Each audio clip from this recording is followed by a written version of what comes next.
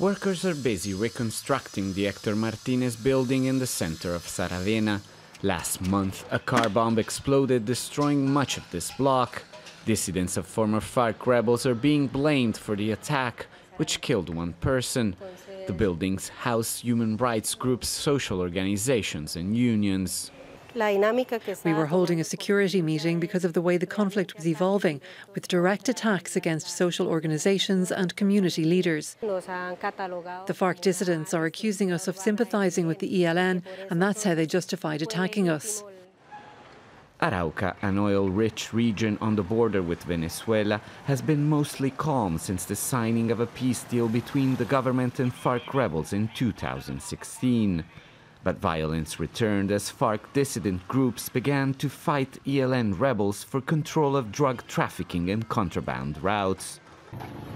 Since the beginning of the year, more than 60 people have been killed, others kidnapped or forcibly displaced. ROCIO Delgado, sister of security guard Simeon Delgado, killed in the explosion, says locals are terrified. This war is absurd, and my brother is just one of many victims. Everybody is anxious because we don't know what will happen tomorrow. Even on a quiet day, people can't sleep, can't rest well. They fear leaving their house. Everything has been affected.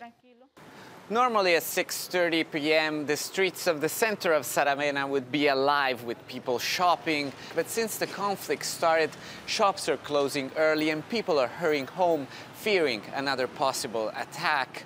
And on top of that, the mayor has imposed a curfew every night starting at 9 p.m. The government has increased its military presence in the area. The violence has pushed more than a dozen health workers to quit after hospitals were also threatened by the groups.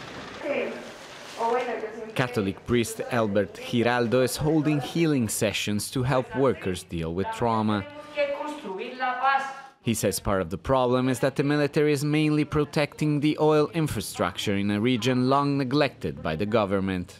It's a problem that goes back in history. The government has always prioritized protecting military infrastructure instead of the people.